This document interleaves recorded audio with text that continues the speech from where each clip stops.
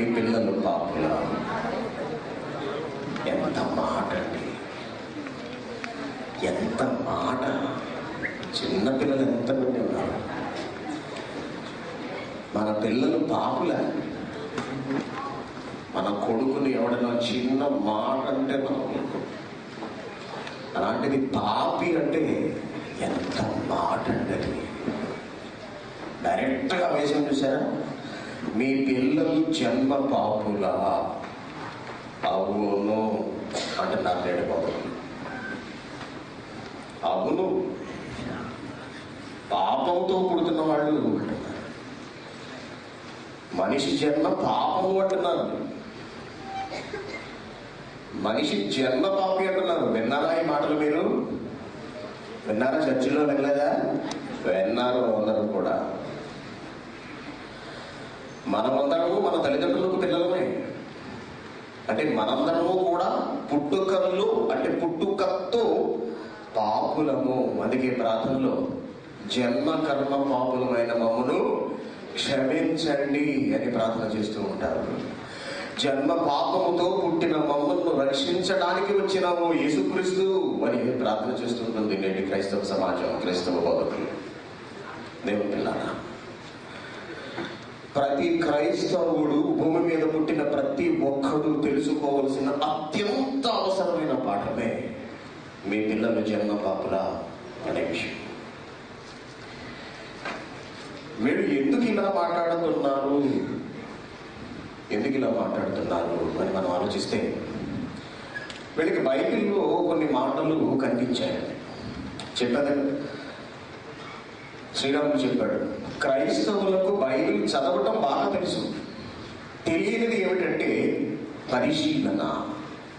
పరిశీలన. దేవుడు చెబుతున్న మాటల వెనుక ఉన్న భావాన్ని గ్రహించాలి.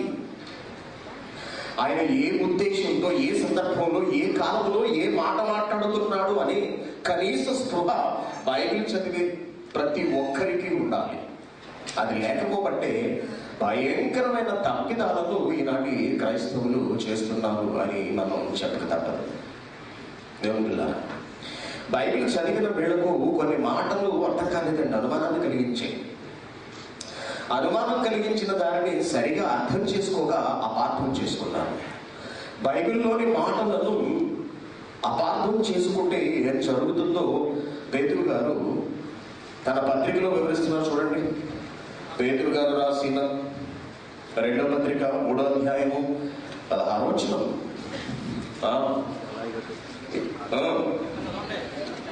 వీటిని గూర్చి తన పత్రికలన్నిటిలోనూ బోధించుచున్నాడు దేవుని జ్ఞానాన్ని గూర్చి. అయితే వాటిలో కొన్ని సంగతులు, దేవుని మాటలలో కొన్ని సంగతులు గ్రహించడం కష్టమైనవి. చదవటం కాదు కష్టం. కళ్ళున్న ప్రతివాడు, కాస్త కోస్తూ చదువుకున్న, ఏబిసిడీలు అక్కాలు చదివిన ప్రతివాడు కూడా అక్షరాలను చదివేయగలడు. చదవటం కాదు ముఖ్యం, గ్రహించడం ముఖ్యం. ఏం గ్రహించాలి? అక్షరాలలో దాగి ఉన్న భావాన్ని గ్రహించాలి. అదే చెప్తున్నాడు. వాటిలో కొన్ని సంగతులు గ్రహించుటకు కష్టమైనవి. వాటిని విద్యా విహీనులు, అస్థిరులైన వారు తగ్గిన లేఖనములను అనగా దేవుని చేత వ్రాయబడిన మాటలు, వ్రాయబడినవి, లిఖింపబడినవి లేఖనములను అపార్థము చేసినట్టు, మిగిలిన వాటిని అపార్థం చేసినట్లు వాటిని కూడా తమ స్వకీయ నాశనమునకు అపార్థము చేయుదురు అంటున్నాడు. తమ స్వకీయ నాశనము. దేవుడు వ్రాయించిన మాటలు కనుక అపార్థం చేసుకుంటే మనిషి నాశనం అవుతాడు తనంతట తానే అంటున్నాడు. అంత ప్రమాదం అండి బైబిల్ చదివేటప్పుడు జాగ్రత్త తీసుకోకపోతే. దేవుని పిల్ల, ఈ జన్మ పాపం విషయం దగ్గరకు వచ్చేటప్పటికి జన్మ పాపము ఉన్నది అంటూ వీళ్ళు కొన్ని మాటలు చెబుతుంటారండి. అదేంటంటే, ఆదాము అవ్వలు తప్పు చేసిన తర్వాత వాళ్ళకి పిల్లలు పుట్టారు. పిల్లలు పుట్టేటప్పటికీ పుట్టిన పిల్లలు ఆ కయ్యను తమ్ముడిని చంపేసిన హంతకుడు అయ్యాడు. వీడు ఎందుకు హంతకుడిగా మారాడు అంటే, ఆదాము అవ్వలు తప్పు చేశారు.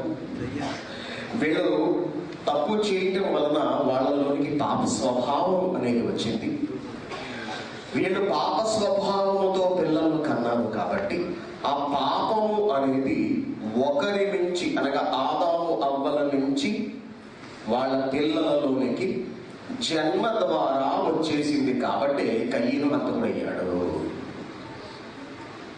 అర్థమైంది కదండి? ఆదాము అవ్వలు తప్పు చేశారు, వాళ్ళు పాపులుగా మారిన తర్వాత పిల్లలను కన్నారు కాబట్టి ఆ పాప లక్షణం, పాప స్వభావం లేదా పాపము అనేది వారి నుంచి వారి పిల్లలకు సంక్రమించింది. ఈ ప్రధానమైన విషయాన్ని వాళ్ళు లేవనెత్తారు. కాబట్టి పుడుతున్న పిల్లలందరూ కూడా జన్మతః పాపులు. కారణం ఏంటంటే ఆదాము అవ్వలు చేసిన పాపం నుంచే అందరూ పుట్టుకొస్తున్నారు కాబట్టి అలా పుడుతున్న వాళ్ళందరూ కూడా పాపులు. కాబట్టి ప్రతి మనిషికి జన్మ పాపం ఉన్నది అని నిర్ధారించారు. వాళ్ళు చూపిస్తున్న మరొక కారణం, మరొక సాకు ఏమిటంటే జన్మ పాపం ఉంది అని చెప్పడానికి స్త్రీ పురుషుల కలయిక పాపము. అంటే భార్యాభర్తల దాంపత్యము అనేది పాపము. ఈ పాపము ద్వారా పిల్లలు పుడుతున్నారు కాబట్టి పుడుతున్న పిల్లలు జన్మ పాపులు. ఇది ఒకటి చెప్తారు. ఇకపోతే ఈ రెండింటిని బలపరుచుకోవడానికి వీళ్ళు చెబుతున్న మాట ఏమిటంటే, దావీదు నేను పాపముతో పుట్టిన వాడను అని దావీదు తానే స్వయంగా భక్తుడు ప్రవక్త అయిన దావీదు పలికాడు. ఇంకా చాలా వీటిని ఆధారం చేసుకుని వీళ్ళు మాట్లాడుతుంటారు. బైబిల్లో బోధిస్తున్న బతుకులు. దేవుని పిల్లరా, నిజంగా మన జన్మలో పాపం ఉన్నదా? మన పిల్లలు పాపముతో పుడుతున్నారా? అంటే వాళ్ళు పాపుల, మనం కూడా పుట్టినప్పుడు పాపులమా అని మనం జాగ్రత్తగా ఆలోచిస్తే అసలు జన్మ పాపులు అనడానికి ముందు అసలు పాపం అంటే ఏమిటో మనకు తెలియాలి. ఓకేనా అండి? పాపం జన్మతః వస్తుంది అని మనం అనుకుంటున్నాం కాబట్టి ముందు పాపం అంటే ఏమిటో మనకు తెలియాలి. Very good. పాపం అంటే ఏమిటో మనం కాసేపు పరిశీలిద్దాం. యోహాను గారు రాసిన పత్రిక, మొదటి పత్రిక 3వ అధ్యాయము 4వ వచనం. యోహాను రాసిన మొదటి పత్రిక 3వ అధ్యాయము 4వ వచనం. పాపము చేయు ప్రతివాడు ఆజ్ఞను అతిక్రమించును. ప్రతి ఒక్కరు చాలా జాగ్రత్తగా వినండి, ఎందుకంటే ఇది మీ పుట్టుకకు సంబంధించిన విషయం. మీ పుట్టుకకు సంబంధించిన విషయం, మీ తల్లిదండ్రులకు సంబంధించిన విషయం, మీ పిల్లలకు సంబంధించిన విషయం. మీ తల్లిదండ్రుల జోలికి కానీ మీ పిల్లల జోలికి కానీ ఎవరన్నా వస్తే మీరు ఊరుకుంటారా అంటే? ఊరుకుంటారా? ఊరుకో. అలాంటిది సాక్షాత్తు మన కడుపున పుట్టిన పిల్లల్ని పాపులు అంటున్నారు, మన తల్లిదండ్రుల కడుపున పుట్టిన పిల్లల్ని పాపులు అంటున్నారు. ఈ విషయం మీద మనం తేల్చుకోవాల్సిందే, లాభం లేదు. మనం తేల్చుకోలేదనుకోండి ఈ నేరం మరొకరి మీదకి వెళ్ళిపోతుంది. అది ఎవరి మీదకి వెళ్ళిందన్నది నేను మీకు చూపిస్తాను. ఇక్కడ ఏమంటున్నాడంటే పాపము చేయు ప్రతివాడు ఆజ్ఞను అతిక్రమిస్తున్నాడు అంటున్నాడు. అని ఆజ్ఞను అతిక్రమించడమే పాపము అన్నాడండి. ఆజ్ఞను అతిక్రమించు ప్రతివాడు పాపము చేయుచున్నాడు. మళ్ళీ చదవడం ప్రశ్నించండి. పాపము చేసే ప్రతివాడు ఆజ్ఞను అతిక్రమిస్తున్నాడు. కాబట్టి ఇలా ఆజ్ఞను అతిక్రమించడమే పాపం. ఆజ్ఞ అంటే ఏమిటి? దేవుడు చెప్పిన మాట. ఈ దేవుడు ఇచ్చిన ఆజ్ఞలను అతిక్రమించడమే పాపము. అనగా దేవుని మాటలను పెడచెవిన పెట్టి మనిష్టానుసారంగా మనం బ్రతకడమే పాపము. చదువు. పాపములను తీసివేయుటకై. మళ్ళీ చదువుది. పాపము చేసే ప్రతివాడు ఆజ్ఞను అతిక్రమించు. ఆజ్ఞను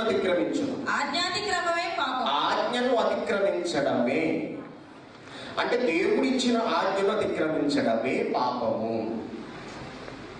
పాపము చేసే ప్రతివాడు ఆజ్ఞను అతిక్రమిస్తున్నాడు. ఈ రెండింటిలో ఉన్న సారాంశాన్ని కనుక మనం పరిశీలించినట్లయితే పాపము అనేది చెయ్యడం వలన వస్తున్నది అనే సంగతి మనకు అర్థమవుతుంది. హంతకుడు ఎప్పుడవుతాడు? దొంగ ఎప్పుడవుతాడు? వ్యభిచారి ఎప్పుడవుతాడు? చేసినప్పుడు, చేయనప్పుడు కాడు. నరహత్య చేయవద్దని దేవుడు ఆజ్ఞించాడు. నువ్వు కత్తి తీసుకుని కడుపులో పొడిచినప్పుడు నువ్వేమవుతావు? ఆజ్ఞను అతిక్రమించిన పాపి. అవునండి, అర్థమవుతుందా లేదా? అంటే ఒక మనిషి పాపిగా మారాలి అంటే దేవుడిచ్చిన ఆజ్ఞను తప్పనిసరిగా అతిక్రమించాలి. వాడే పాపవుతాడు. ఇంకా చూద్దాం. యోహాను సువార్త 8వ అధ్యాయం 34 వచనం. యోహాను సువార్త 8వ అధ్యాయం 34. అందుకు యేసు పాపము చేయు ప్రతివాడును, చూడండి, పాపము చేసే ప్రతి వాడు పాపమునకు దాసుడు. పాపి, పాపం చేసేవాడు ఏమవుతాడు? పాపం అవుతాడు. మళ్ళీ చదువు. పాపము చేయు ప్రతివాడును, పాపము చేసేవాడు పాపమునకు దాసుడు. పాపానికి దాసుడు. పాపము చెయ్యని వాడు పాపానికి దాసుడు కాదు. అంటే పాపానికి నిర్వచనం ఇస్తున్నాడు దేవుడు. గమనించాలి, జాగ్రత్తగా అన్నాడు. పాపమునకు గల నిర్వచనాన్ని దేవుడు చెబుతున్నాడు. పాపం అనేది ఎలా వస్తుంది అని దేవుడు చెబుతున్నాడు. పాపం అనేది చేయడం వలన వచ్చేది. రోమిలికి రాసిన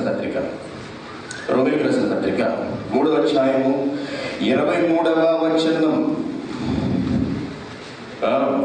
ఏ భేదములు లేదు, ఏ భేదం లేదు, అందరూ పాపము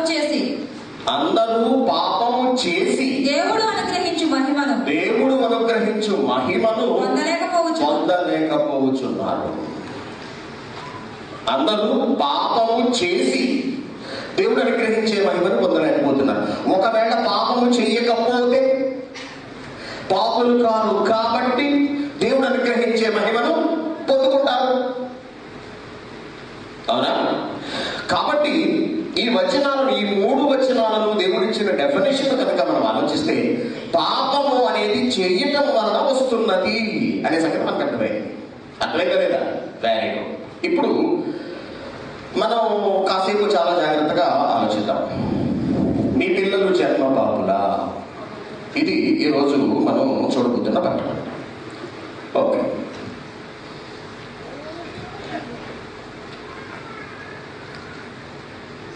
ఆదాము అవ్వలు తప్పు చేశారు.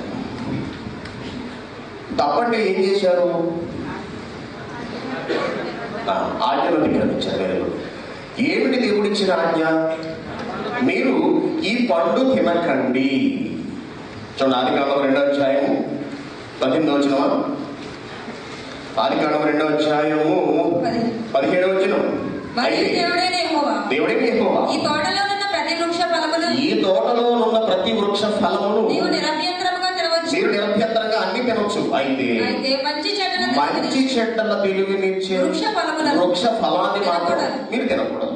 నీవు వాటిని కనుక తింటే ఖచ్చితంగా చచ్చిపోతావు చెప్పాడండి దేవుడు. Very good. వీళ్ళేం చేశారు? దేవుడిచ్చిన ఆజ్ఞను అతిక్రమించకుండా ఉన్నారా అంటే లేదు, పండు తినేశారు. Very good. ఇప్పుడు పండు తినడం వల్ల వీళ్ళు ఏం చేశారు?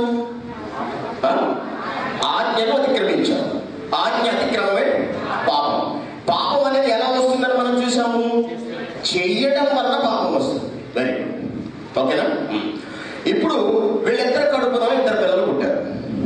మొదటి వాడి పేరు కయ్యను, రెండవ వాడి పేరు హెబెలు. ఓకేనా? వీళ్ళిద్దరూ దేవునికి అర్పణం తీసుకొచ్చారు. దేవుడు హెబెలు అర్పణం లక్ష్య పెట్టాడు, కయ్యను అర్పణం లక్ష్య పెట్టలేదు. కారణం ఏంటంటే హెబెలు శ్రేష్టమైన దాన్ని తీసుకొచ్చాడు, కయ్యను చెడ్డదాన్ని దేవునికి అంటే శ్రేష్టమైన దాన్ని తీసుకురాకుండా ఏదో దేవుని మొహాన్ని పడేశాడు. Very good. దాన్ని దేవుడు స్వీకరించకపోయేటప్పటికీ కోపగించిన కయ్యను ఏం చేశాడంటే తమ్ముడిని చంపేశాడు. ఇలా తమ్ముడిని చంపడానికి గల కారణం ఏమిటంటే ఆదాము అవ్వలు తప్పు చేసిన తరువాత వీళ్ళు పుట్టారు కాబట్టి ఆ పాపము చేసిన పాప స్వభావం అనేది వీరిలోకి ప్రవేశించింది కాబట్టి ఆదాము అవ్వలకు పుట్టిన పిల్లలు కూడా పాపం కయ్యేను పాపిగా మారిపోయాడు. ఆలోచిద్దాం. ఒకవేళ ఆదాము అవ్వలు చేసిన పాపము కయ్యేను పిల్లలలోనికి, అనగా తల్లిదండ్రులు చేసిన పాపం జన్మ ద్వారా పిల్లలలోనికి కనుక వస్తున్నట్లయితే, కయ్యేను తమ్ముడు హెబెలు నీతిమంతుడు ఎలా అయ్యాడు? హెబెలు నీతిమంతుడేనా కదా? మత్తయి సువార్త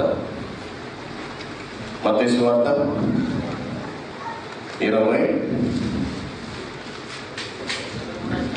అధ్యాయం 35వ వచనం. నీతిమంతుడైన హెబెలు రక్తము మొదలుకొని బలిపీఠమునకు నీతిమంతుడైన హెబెలు అంటున్నాడు. మరి హెబెలు నీతిమంతుడు ఎలా అయ్యాడు అంటే, పాపము చేసిన తల్లిదండ్రుల్లోంచి పుట్టుకొచ్చిన ఇద్దరు పిల్లల్లో ఒకడు నీతిమంతుడు ఎలా అయ్యాడు, ఒకడు పాప ఎలా అయ్యాడు? తల్లిదండ్రుల్లో ఉన్న పాప స్వభావం ఇద్దరిలోకి రావాలి కదా. ఒక కయ్యంలోకి ఎందుకు వచ్చింది, హెబెల్లోకి ఎందుకు రాలేదు? ఆలోచించలేదండి ఎవరు, దేవుని పిల్లారా. అందుకే చెప్పిన ప్రారంభంలో మీకు బైబిల్లో ఒక్క వచనం మనకు అర్థం కావాలి అంటే బైబిల్ మొత్తం తెలియాలండి. పాపం అనేది ఎలా వస్తుంది అనే విషయం తెలియకుండా మనం ఈ మొక్కను చదివామనుకోండి, ఏ మొక్కని ఆది కాలంలో ఒకే మొక్కను పట్టుకున్నాం అనుకోండి, అదిగో వాళ్ళు పాపం చేయబట్టే కదా పాపం పిల్లల్లోకి వచ్చేసింది, జన్మ పాపం అయిపోయారు అనుకుంటాం మనం.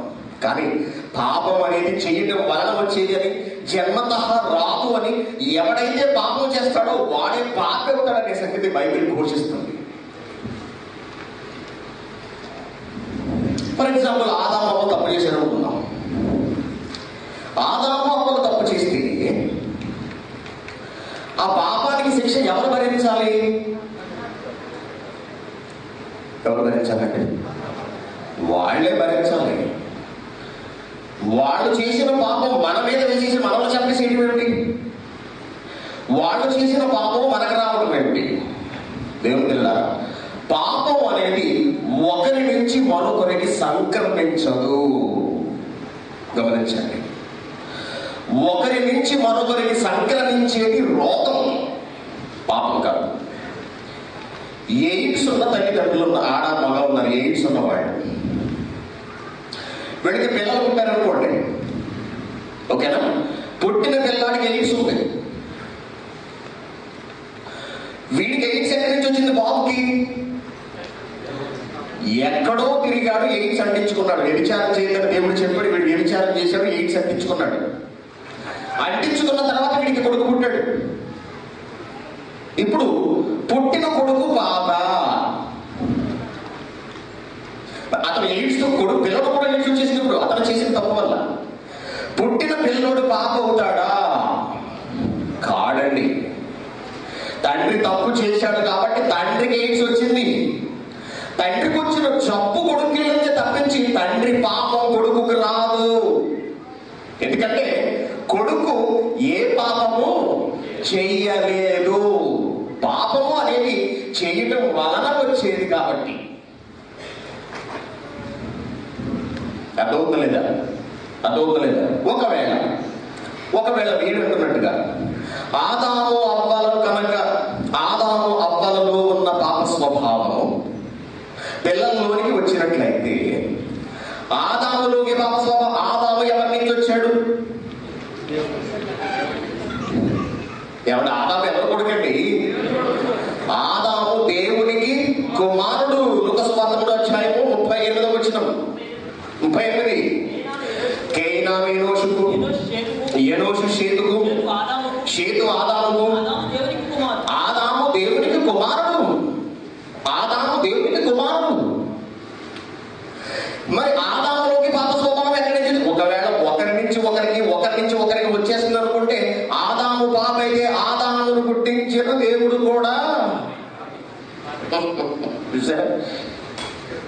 తెలిసి తెలియకుండా మనం మాట్లాడే మాటలు, బైబిల్ అపార్థం చేసుకుని మనం మాట్లాడే మాటల వలన నేరం ఎవరి మీదకి వెళ్ళిపోతుందంటే, పిచ్చి మాటలు మాట్లాడామంటే అర్థం చేసుకోకుండా నాశనం అయిపోతామన్నాడు. అందుకే దేవుడు బైబిల్ విషయంలో ఆదాము పాప అయితే ఆదాము పుట్టించిన వాడు కూడా పాప అయిపోతాడండి. ఆదాము పుట్టించిన వాడు ఎవడు? దేవుడు సాక్షాత్తు. అంటే దేవుడు పాప? దేవుడు పాప? ఆలోచించండి దేవుని పిల్లారా. మన జన్మ అనేది చాలా గొప్పదండి, చాలా ఉన్నతమైనది. మన చాలా ఉన్నతమైన జన్మ. ఈ జన్మకు కళంకం అంటించారండి. జన్మకు కళంకం అంటించారండి మన జన్మకు. అసలు మనం ఎవరి వల్ల పుడుతున్నాము? జగత్తు పునాది వేయని పడక మునిపే దేవుడు మనల్ని కావాలనుకున్నాడు. కాబట్టి దేవుని సంకల్పం ప్రకారం ఒక్కొక్కరిగా ఈ భూమి మీదకి మనం పుట్టుకొస్తున్నాము. మన జన్మకు కారకులు ఎవరు? మనమండి? కాదండి. ఎవరు మరి? దేవుడండి. మన జన్మతో మనకి ఎటువంటి సంబంధము లేదు అసలు. నేను కావాలనుకుని ఎవరు పుట్టానండి? ఏమండి, మీలో ఎవరైనా కావాలనుకుని పుట్టారా? నో, దేవుడు కావాలనుకున్నాడు కాబట్టి మనమందరం ఈ లోకానికి వచ్చాము. దేవుడు కావాలనుకున్నాడు కాబట్టి. మరి మనకు సంబంధం లేని జన్మతో మనం పాపం ఎలా అయిపోతాము? అంటే దేవుడు మనల్ని పాపులుగా పుట్టిస్తున్నాడా? ఏమండి, దేవుడు మనల్ని పాపులుగా పుట్టిస్తున్నాడా? మనం ఎవరి స్వరూపం మందు పుట్టాము? దేవుని స్వరూపం మందు పుట్టిన వాళ్ళము.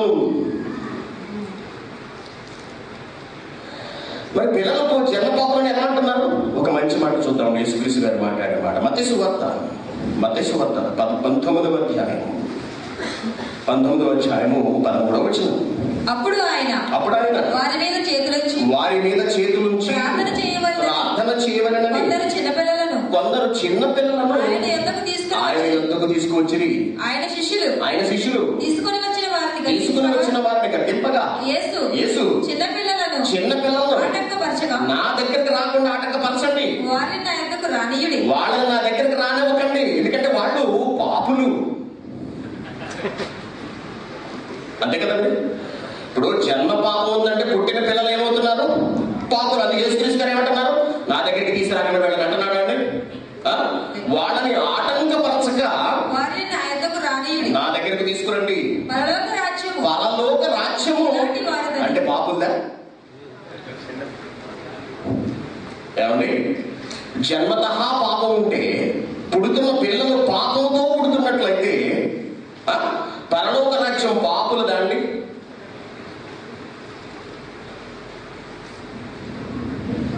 ఎంత దారుణం అండి, ఎంత దారుణం అండి. పిల్లలను పుట్టిస్తున్నది దేవుడు అండి. మన కళ్ళ ముందున్న పిల్లలు దేవుడిచ్చిన బహుమానం. కీర్తన గ్రంథము 127వ అధ్యాయము, కీర్తన గ్రంథము 127వ అధ్యాయము 3వ వచనం. కుమారులు యెహోవాను గ్రహించు పాపము. అంతే కదా. ఇప్పుడు మన పిల్లలు జన్మ పాపులు అయితే పిల్లలు ఇస్తుంది దేవుడు. కాబట్టి ఆ పిల్లలు ఎవరు? పాపులు. దేవుడు పాపం ఇస్తున్నాడు. దేవుడు మనుషులకి ఏమిస్తున్నాడండి? పాపాలు ఇస్తున్నాడు అనమాట. అవ్వ, అసలు నోరు ఎలా వస్తుందండి? కుమారులు యెహోవాను గ్రహించు స్వాస్యము, గర్భఫలము ఆయన ఇచ్చు పాపమే. గర్భఫలము ఆయన ఇచ్చు పాపమే.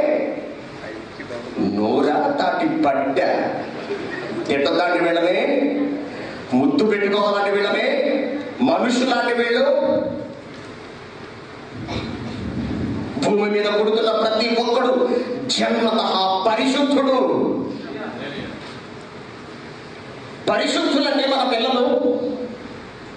పరిశుద్ధులుగా దేవుడు పుట్టిస్తున్నాడు. యథార్థవంతులు మనమందరం కూడా పుట్టుకలో మనం యథార్థవంతులం. ప్రసంగి గ్రంథము 7వ అధ్యాయము, ప్రసంగి గ్రంథము 7వ అధ్యాయము 27వ వచనం చూడండి. సంగతి చేయదు ఏమైనా కనుగొనుటకై 29. ఇది ఒకటి మాత్రము నేను కనుగొంటిని. ఏమనగా దేవుడు నరులను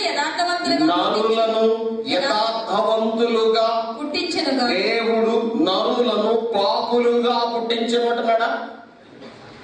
వినాలందరూ శ్రద్ధగా. మీ పుట్టుక గురించి చెబుతున్నాను. మీ పుట్టుక తప్పుడు పుట్టుక అంటున్నారు, తప్పుడు మనుషులు అంటున్నారు. మనల్ని పాపంతో పుట్టామంటున్నారు. మన తండ్రి పాప, మన దేవుడు పాప.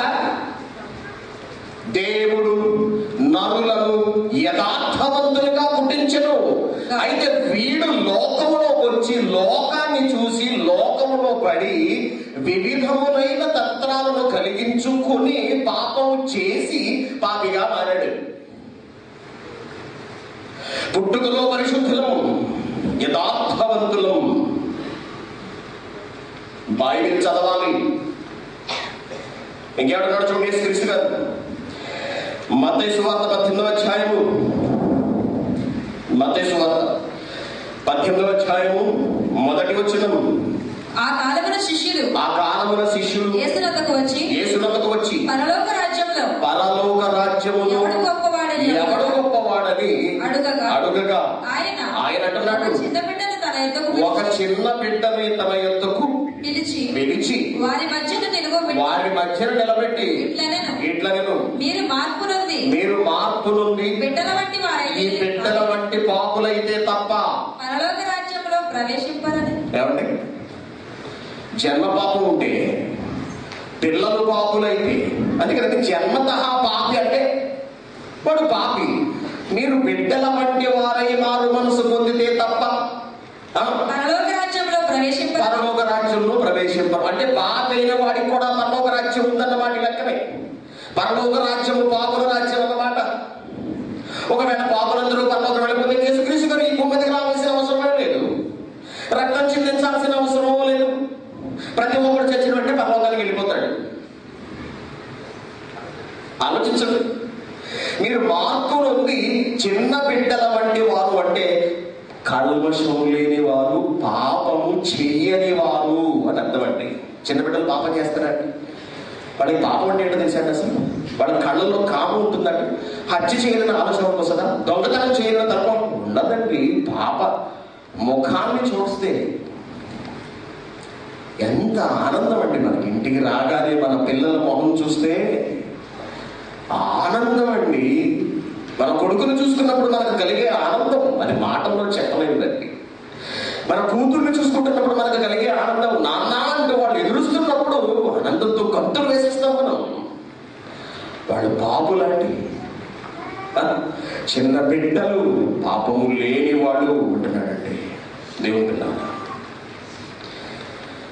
ఒక వ్యక్తి చూడండి, చాలా కీలకమైన ఒక ప్రశ్నను యేసుక్రీస్తు గారిని శిష్యులు అడుగుతున్నారండి. యోహాను సువార్త 9వ అధ్యాయం, యోహాను సువార్త 9వ అధ్యాయము 1వ వచనం. ఆయన మార్గమున పోవుచుండగా పుట్టు గ్రుడ్డి అయిన ఒక మనుషుడు కనబడ్డాడటండి. ఆయన శిష్యులు బోధకుడా వీడు గ్రుడ్డివాడై పుట్టుటకు, వీడు గుడ్డోడు కదా, వీడు ఎలా పుట్టడానికి ఎవడు పాపము చేశాడు? వీడిని కన్నవారా అంటే వీడి పాపం చేయడం వల్ల వీడు గుడ్డోడుగా పుట్టాడా అని ఆయన లేక వీళ్ళ తల్లిదండ్రులు పాపం చేయడం వల్ల వీడు గుడ్డోడుగా పుట్టాడా? అంటే వీడి జన్మతః పాప అని ఒక ప్రశ్న వేశారండి యేసుక్రీస్తు గారు. అప్పుడు యేసు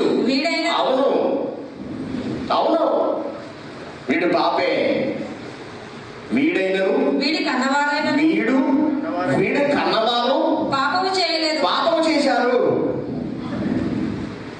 అనడండి. లేదు, వీడు ఇలా పుట్టడానికి తల్లిదండ్రులు కారణం కాదు, పుడుతున్న వీడు కూడా కారణం కాదు. వీడి పుట్టుకలో ఏమీ లేదు, పాపం అనేది లేదు. ఎంత కొండబద్దలు కొట్టినట్టు చెప్పాడండి, కొండబద్దలు కొట్టినట్టు చెప్పేశాడండి. మరి పాపము చేసిన వాడే పాపం అవుతున్నప్పుడు చిన్నపిల్లలు ఏం పాపం చేశారని పాపలు అవుతారు? ఏమండి, చిన్నపిల్లలు ఏ పాపం చేశారని వాళ్ళు పాపలు అవుతారు? ఆలోచించాలి. 2 నెలల పిల్ల, 2 నెలల చిన్న పాప ఉందండి, పుట్టింది, ఓకేనండి, చనిపోయి ఎక్కడికి వెళతాది? ఎందుకు వెళతాది? జన్మ పాపి కదా. ఎందుకు పెడుతుంది? ఇప్పుడు ఎవరు పాపం చేశారని రానివ్వట్లేదు. తల్లిదండ్రుల్లో పాపం ఉంది కాబట్టి, ఆ పాపంతో పిల్లలకి అన్నారు కాబట్టి, తల్లిదండ్రులు చేసిన పాపానికి దేవుడు ఈ పిల్లల పరలోకానికి న్యాయమేనండి. ఈ పిల్ల ఏం చేసింది రానివ్వకపోవడానికి? అంత న్యాయం లేనివాడంటే దేవుడు, అంత వివేచన లేనివాడా దేవుడు? నో, కాదండి. జన్మతః ఎవ్వరూ పాపి కాదండి. పుట్టిన తర్వాత పెరిగి పెద్దవాడే. బిన్ లాడెన్ చూడండి ఒకసారి, చిన్నప్పటి ఫోటో. బిన్ లాడెన్ కూడా పసి వయస్సులో యథార్థవంతుడుగా పుట్టినవాడు. మనుషులను చెప్పే నరహంతకులు కూడా పసివాళ్లుగా యథార్థవంతులుగానే దేవుడు పుట్టించాడు. అయితే వాళ్ళు ఈ లోకములోకి వచ్చి లోకాన్ని చూసి వివిధములైన తంత్రాలను వాళ్ళు కల్పించుకుని హంతకులుగా, దుర్మార్గులుగా, దోషులుగా, దోచుకునేవారుగా, దేవుడిని ధిక్కరించే వాళ్ళుగా మారి పాపులైపోయి నరకానికి పోతున్నారే తప్పించి దేవుడు పాపముతో పుట్టించట్లేదు ఎవరిని.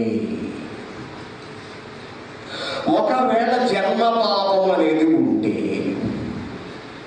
యేసుక్రీస్తు గారు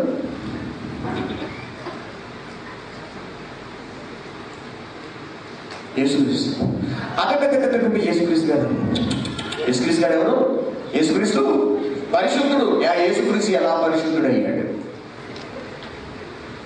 యేసుక్రీస్తు ఎలా పరిశుద్ధుడయ్యాడు అంటే తల్లిదండ్రుల కలయిక వల్ల పుట్టలేదు కాబట్టి యేసుక్రీస్తు గారు పరిశుద్ధుడు. అంటే తల్లిదండ్రుల కలయిక వల్ల పుడుతున్న ప్రతి ఒక్కరు మళ్ళీ అది ఇప్పటి తిప్పుతారు. తల్లిదండ్రుల కలయిక పాపమా? ఇప్పుడు మనం ఒక ముఖ్యమైన విషయాన్ని కొద్దాం. స్త్రీ పురుషుల కలయిక, సంసారము, దాంపత్య బంధము అనే ఇది పాపమా? పాపము అంటున్నారు. పాపము అంటున్నారు. ఎందుకంటే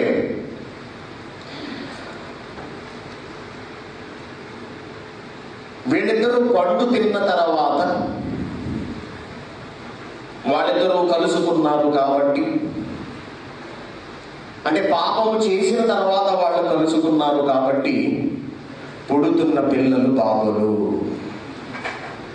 వాళ్ళిద్దరు చేసే పని అనగా స్త్రీ పురుషుల మధ్య జరిగే దాంపత్యము పాపము అన్నారండి. మనం ఆలోచిద్దాం, పాపమా అని ఆలోచిస్తే కాసేపు. ఆదికాండం మొదటి అధ్యాయం. ఆదికాండము చాలా జాగ్రత్తగా వినాలి ప్రతి ఒక్కరు. ఆదికాండము మొదటి అధ్యాయము 27వ వచనం. దేవుడు తన స్వరూపమందు నరుని సృజించెను. దేవుని స్వరూపమందు వారిని సృజించెను. స్త్రీనిగాను పురుషునిగాను వారిని సృజించెను. దేవుడు వారిని ఆశీర్వదించెను. ఎట్లనగా ఎలా ఆశీర్వదించాడంటే, మీరు ఫలించి అభివృద్ధి పొంది విస్తరించి భూమిని నిండించి దానిని లోపరుచుకోండి. మీరు ఫలించండి, భూమి అంతటిని నిండించేసేయండి అన్నాడు. Very good. భూమిని నిండించాలంటే వీళ్ళు ఏం చేయాలి? పిల్లల్ని కనాలి. అవునండి కదా? Very good. ఇప్పుడు పిల్లల్ని కనాలి అంటే వీళ్ళిద్దరూ కలుసుకోవాలి, స్త్రీ పురుషులు కలవాలి. అంటే ఒకవేళ స్త్రీ పురుషుల కలయికే కనుక పాపం అయితే, పాపం చేయమని ఎవరు చెప్తున్నారు? దేవుడు పాపం చేయమంటాడా? దేవుడు పాపం చేయమంటాడా? దేవుడు పాపాన్ని ఇస్తాడా మరొకరికి? అంటే పాపం చేయమని చెప్పి పుడుతున్న పిల్లలను పాపులుగా మార్చి నరకానికి దోసేస్తాడా? ఇది న్యాయమేనండి? మీరు ఫలించి అభివృద్ధి చెంది విస్తరించి భూమిని నిండించండి అనగా మీరు కలుసుకోండి అని సాక్షాత్తు దేవుడే చెబుతున్నాడండి. స్త్రీ పురుషులు కలుసుకోవడానికి అవసరమైన అవయవాలను కలిగించింది కూడా ఎవరు? దేవుడే. కారణం, ఆయనకు పిల్లలు కావాలి. ఆయనకు పిల్లలు కావాలంటే స్త్రీ పురుషులు కలుసుకోవాలి. కాబట్టి స్త్రీ పురుషుల కలయిక పాపము కాదు. ఒక మంచి విషయాన్ని, ఒక మాటను ఆది కాండంలోనే అక్కడే ఉండదు. చూడండి 2వ అధ్యాయంలో ఉందా? 2వ అధ్యాయము 24 వచ్చింది. దేవుని చట్టం ఎలా ఉందో చూడండి. కాబట్టి పురుషుడు తన తండ్రిని తన తల్లిని విడిచి తన భార్యను హత్తుకొను, వారు ఏక శరీరమై ముందురు. అంటే దాని అర్థం ఏంటండి? స్త్రీ పురుషులు కలుసుకోమనా కలుసుకోవద్దనా? కలుసుకోవాలి. కలుసుకోకపోతే ఆయన పిల్లలు ఎక్కడి నుంచి వస్తారు? దేవునికి పిల్లలు పుట్టించడానికి అవసరమైన పవిత్రమైన కార్యాన్ని చేయమని దేవుడే చెప్పాడండి. వారి ఆశీర్వాదం అదే పాపం అయితే ఎందుకు చేయమంటాడు దేవుడు? కనీస స్పృహ లేదండి మాట్లాడేవాడికి. హెబ్రీయులకు రాసిన పత్రిక 13వ అధ్యాయము 4వ వచనం చూడండి ఒకసారి. ఏముందో హెబ్రీయులకు రాసిన పత్రిక? వివాహము అన్ని విషయములలో ఘనమైనది. పెళ్లి ఏం చేసుకుంటామంటే, పెళ్లి చేసుకున్న ఏం చేస్తామండి? పెళ్లి చేసుకున్న తర్వాత ఆడపిల్ల వాళ్ళ అమ్మోడింటికి, మగ పిల్లవాడు వాళ్ళ అమ్మోడింటికి వెళ్ళిపోతారా? ఏమండి? వాళ్ళిద్దరూ కలిసి కాపురం పెడతారు. వాళ్ళిద్దరినీ ఒక గదిలోకి తోస్తారు. ఎందుకు గదిలోకి? దాంపత్యం చెయ్యండి రా నాయన. ఏ దాంపత్యం దేనికి? దేవునికి పిల్లలు కావాలి. మళ్ళీ చదువు మాట. వివాహము అన్ని విషయములలో ఘనమైనది గాను పానుపు నిష్కల్మషమైనది గాను ఉండవలెను. నిష్కల్మషం అంటే కల్మషం అంటే దేవుడు దేని గురించి మాట్లాడుతున్నాడు? స్త్రీ పురుషుల కలయిక, దాంపత్య జీవితం, తొలి రాత్రి గురించి మాట్లాడుతున్నాడండి. తొలి రాత్రి గురించి మాట్లాడుతున్నాడు. అది పాపం ఎలా అవుతుంది? అక్రమార్గాన అంటే భార్య కాని స్త్రీని భర్త కాని పురుషుడితో కలిస్తే అది పాపం. భార్య భర్తలు కాని వాటితో కలిసి చేసేది వ్యభిచారమే తప్పించి కాపురము కాదు. అది పాపము. అక్కడ కూడా చాలా జాగ్రత్తగా గమనించిన ఒక మాట మీకు చెప్తున్నారు. మీరు అర్థం చేసుకుంటారా లేదో ఈ మాటలు? భార్యాభర్తలు కానప్పటికీ వాళ్ళిద్దరూ చేస్తున్న ఆ పని ఉంది చూశారు, అది తప్పు కాదు. అది దేవుని వల్ల జరిగే ఒక పవిత్ర కార్యం. అయితే వీళ్ళు దాన్ని తప్పు దారిలోకి తీసుకువెళ్ళారు. ఎలా తీసుకువెళ్ళారు? భర్త కాని వాడితో భార్య కాని వాడితో కలవకూడదు అనే ఆజ్ఞను అతిక్రమించి తప్పు చేశారు. అక్కడ అతిక్రమించింది ఏమిటి? ఆజ్ఞము ఏమిటది? నీ భార్యతో తప్ప మరొకరితో, నీ భర్తతో తప్ప మరొకరితో అనే మాటలు దాటారు వాళ్ళు. గమనించాలి. అర్థమైందా లేదా? జరిగే పని పవిత్ర కార్యము దేవుని వలన జరుగుతున్నది. బూతులు మాట్లాడుతున్నారు అనుకోకండి, దయచేసి అవ్వదు. బూతులు మాట్లాడుతున్నారు అనుకోకండి. దేవుడు పిల్లలు ఇస్తున్నాడండి. దాని ద్వారా దేవుడు సృష్టించిన సృష్టి కార్యక్రమం అండి. ఎవరు కొడుతున్నారు? దాన్ని తప్పు దారిలోకి తీసుకువెళ్ళిన మనం పాపం అవుతాం. దాన్ని చెయ్యమన్నవాడు దేవుడు పాపం చేయమని చెప్పట్లేదండి దేవుడు. కీర్తన గ్రంథం 27వ అధ్యాయం ఒకసారి మళ్ళీ చూడండి. కీర్తన గ్రంథం 27వ అధ్యాయము మళ్ళీ వచ్చిన చదవండి.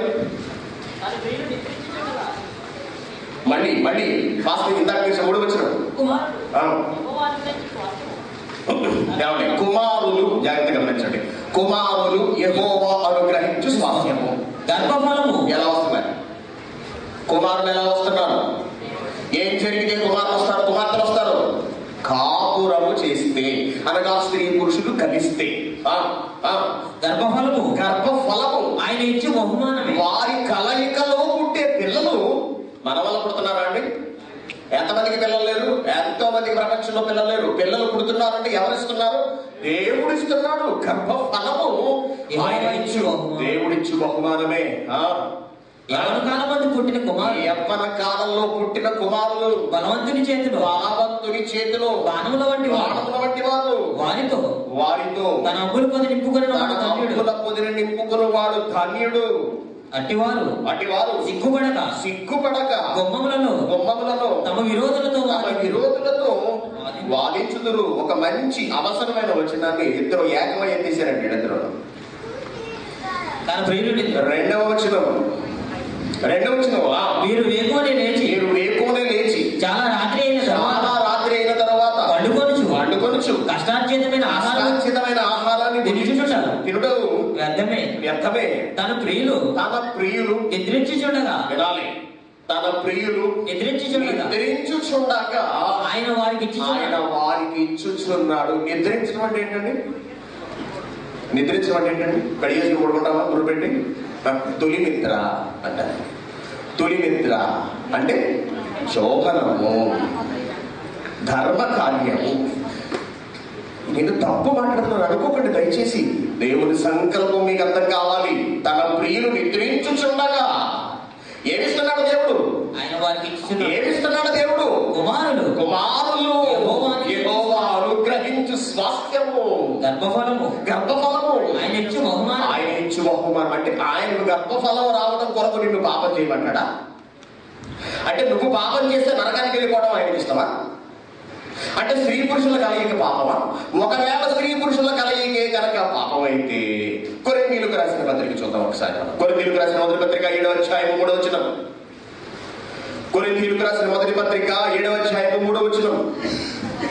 భర్త భార్యకును అలాగుననే భార్య భర్తకును వారి ధర్మాలు నడపాలి. ధర్మం అంటే చూసారండి, స్త్రీ పురుషుల కలయికను దేవుడు ధర్మం అంటుంటే అది పాపం అని చెబుతున్నారండి వీళ్ళు. సిగ్గులేని ఏం తిట్టమంటారు? ఏమంటే బైబిల్ చదువుతున్నారని అసలు ఎప్పుడైనా? మళ్ళీ చదవమ్మా. భర్త భార్యకును అలాగుననే భార్య భర్తకును వారి ధర్మము, సంసార ధర్మము నువ్వు నడపండ్రా నాయన అని దేవుడు చెప్తున్నాడు స్త్రీ పురుషులకు, తన పిల్లలకు. అది పాపం కాదురా పిచ్చోడలారా అంటున్నాడండి దేవుడు. ఇంకా ఎఫెసీయులకు రాసిన పత్రిక 5వ అధ్యాయం 31వ వచనం. ఎఫెసీయులకు రాసిన పత్రిక 5వ అధ్యాయం 31వ వచనం. ఈ హేతువు చేత పురుషుడు తన తండ్రిని తల్లిని విడిచి తన భార్యను హత్తుకుంటాడు. హత్తుకున్న తర్వాత వాడిద్దరూ ఒకే శరీరం అవుతారు. ఇక విడివిడిగా ఉండరు, వాళ్ళిద్దరూ కలుసుకుంటారు కాబట్టి ఒకే శరీరం అవుతారు. గొప్పది ఈ మర్మం ఏమిట? మర్మం భార్యాభర్తల కలయిక అనే మర్మం. అంటే మర్మం అంటే ఏంటండి? రహస్యం అండి, సీక్రెట్. గొప్పది. ఏంటి గొప్పది? ఏంటి దానిలో ఉన్న మర్మం? ఏమండి ఆలోచించాల్సిన ఎప్పుడైనా పెళ్లి చేసుకున్నాం కదా, అమ్మాయి నచ్చిందండి, బాగుంది, కుర్రాడు మంచి అమ్మగాడండి, మంచి ఆస్తి ఉంది, పెళ్లి చేసుకోవడం. కరువు రాసిపోయినాడు అంటాడు చూసారా?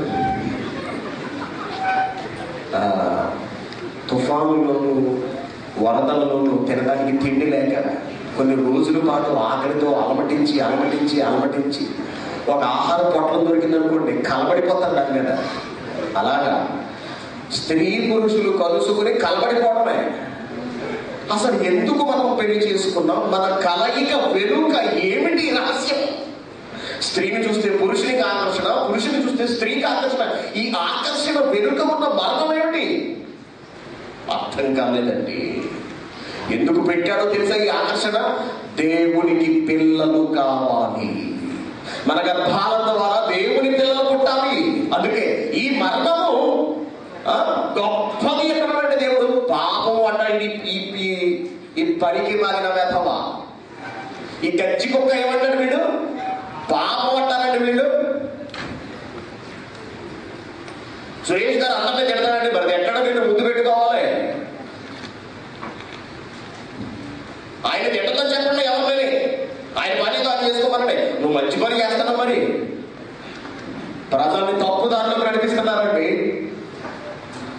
కలిగించిన పవిత్రమైన ఉద్దేశాలను మానవ జన్మను తప్పుపడుతున్నారు వీళ్ళు. బైబిల్ చదవక వీళ్ళకి చేత కాదు, ఒకటి చెబితే నేర్చుకోరు. చెప్పేవాళ్ళంటే వీళ్ళకి లోకువా. సమాజాన్ని చర్చలను కూర్చోబెట్టి బంధించి మరొక చోటకు వెళ్లకుండా అడ్డుకుంటున్నారండి వీళ్ళందరూ. దేవుని జ్ఞానాన్ని నేర్చుకోలేకుండా దేవునికి కాకుండా చేస్తున్న దుర్మార్గులంటే వీళ్ళందరూ. మీకు అర్థం కావట్లేదు. వాళ్ళు చెప్పే ప్రతిదీ నిజం అనుకుని మీరు మోసపోతున్నారు. ప్రతి బోధకుడు తన ప్రాంతంలో మేము జన్మ కర్మ పాపము అనడమే.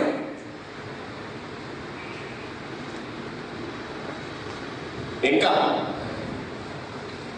ఇలాంటివి వెతకాలంటేనండి వీళ్ళకి బైబిల్ సరిగ్గా చదివి అర్థం చేసుకోవడం చేత కాదు, కానీ ఇలాంటి రుసుగులు రాబట్టే మాత్రం వీళ్ళు గట్టిగా అవుతారండి. యోగు గ్రంథంలో ఒక మాట ఉంటుంది, మనకు తెలిసింది. యోగు గ్రంథం చూడండి. యోగు గ్రంథము 15వ అధ్యాయము 4వ వచనం. యోగు గ్రంథం. శుద్ధుడగుటకు నరుడు ఏపాటివాడు? శుద్ధుడగుటకు నరుడు ఏపాటివాడు? ఇది ఒకటి చూపిస్తానండి. శుద్ధుడగుటకు నరుడు ఏపాటివాడు? నిర్దోషుడగుటకు. నిర్దోషుడగుటకు స్త్రీకి పుట్టినవాడు ఏపాటివాడు అంటున్నాడు. నిర్దోషుడగుటకు అంటే స్త్రీకి పుట్టిన ప్రతి ఒక్కడు దోషి. కిందకి చదవడానికి ఏమన్నా ఆలోచించుము. ఆయన తన దూత సరిపోతుంది. ఏమన్నాడు? మళ్ళీ చదువు.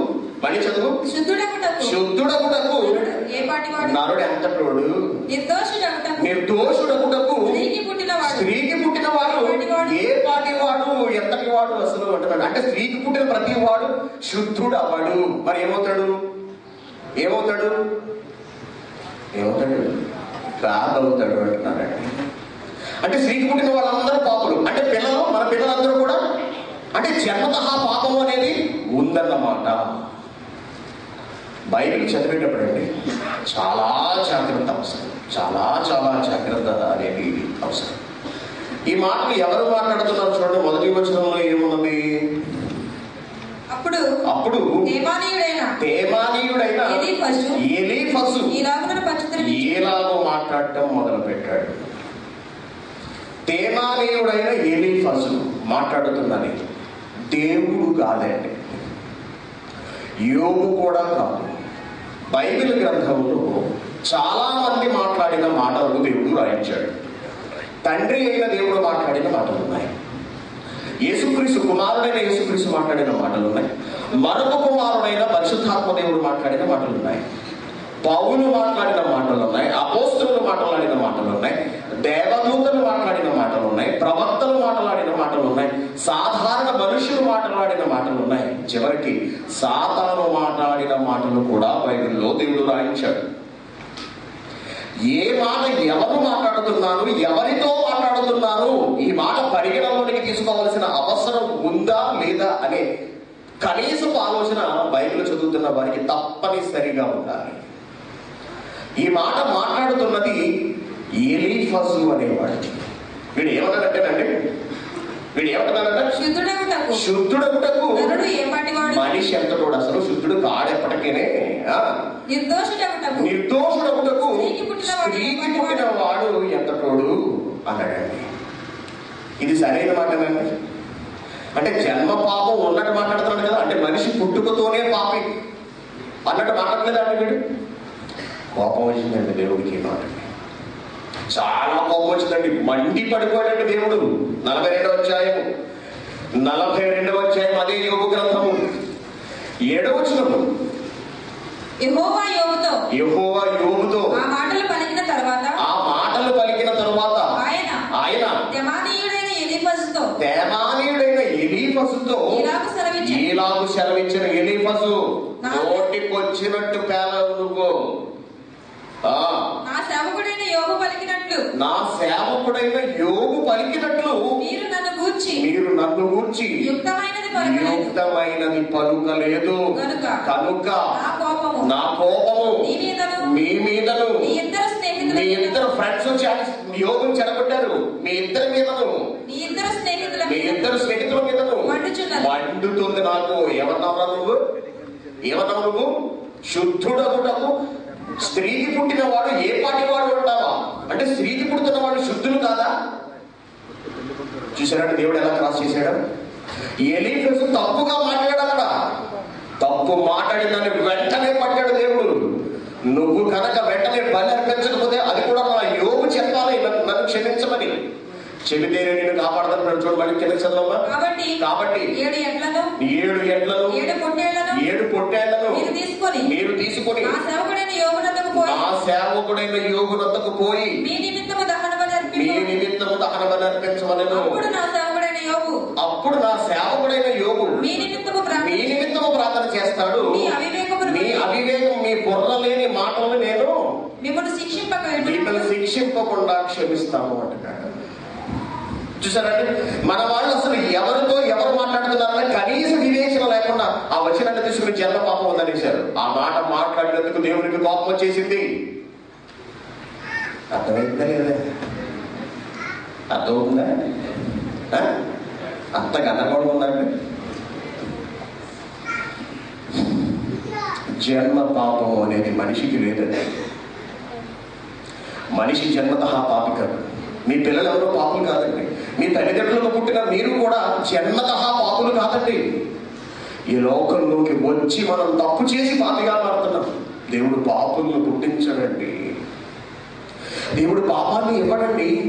దేవుడు పాపాన్ని ప్రోత్సహించేవాడు కాదు. ఎందుకంటే ఆయనలో పాపం లేదు.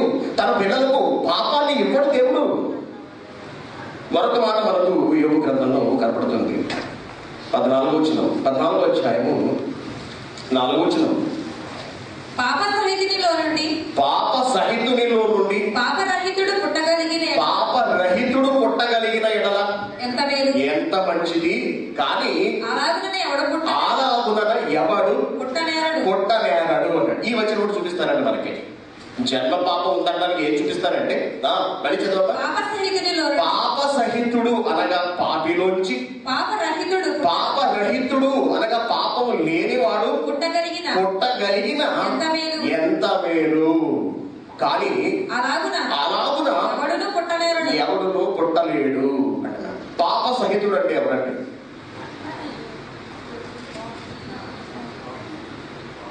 పాప సహితుడు అంటే ఎవరు? Very good. పాపము చేసిన వాడు. Very good. అలా పాపము చేసిన వాడిలోంచి పాపరహితుడు అంటే ఎవరు? పాపము చెయ్యని వాడు. కరెక్ట్. పాపులలోంచి అనగా పాపము చెయ్యని వాడు పుడితే ఎంత బాగుంటుంది. అలాగున ఎవరు పుట్టట్లేదే అంటే పాపము చేసిన వాడిలోంచి పరిశుద్ధుడుగా పుట్టినవాడు కూడా, యథార్థవంతుడుగా పుట్టినవాడు కూడా, వాడు పుట్టిన తర్వాత వాడెలా మారిపోతున్నాడు? వాడు పాపిగానే మారిపోతున్నాడు. పాప సహితుడులోంచి అనగా పాపాలు చేసిన వాడిలోంచి పాపాలు చేయని వాడు పుడితే ఎంత బాగుండును అని మాట్లాడుతున్న మాటండి. మళ్ళీ చదవండి. అంటే పాప సహితుడు అంటే ఏంటో అర్థం కాలేదు ముందు సమాజానికి. ఎందుకంటే పాపం అంటే ఏంటో తెలిస్తే కదా పాప సహితుడు అంటే ఏంటో అర్థమయ్యేది. అవునా? పాప అంటే ఎవరు?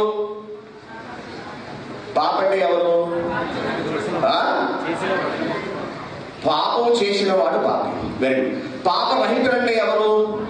పాపము చేయని వాడు. కాబట్టి పాప సహితుడిలోంచి పాపరహితుడు పుట్టగలిగిన ఎంత మేలు. కానీ అలా ఎవరు పుట్టలేడు అంటాడు. ఆ మాట కరెక్టేనండి? కరెక్టేనా? ఆలోచించండి. పాపము చేసిన వాడు భార్యతో కలిసి పిల్లల్ని కన్న తర్వాత పుట్టిన వాడు పాపం చేయకుండా ఉండగలడా?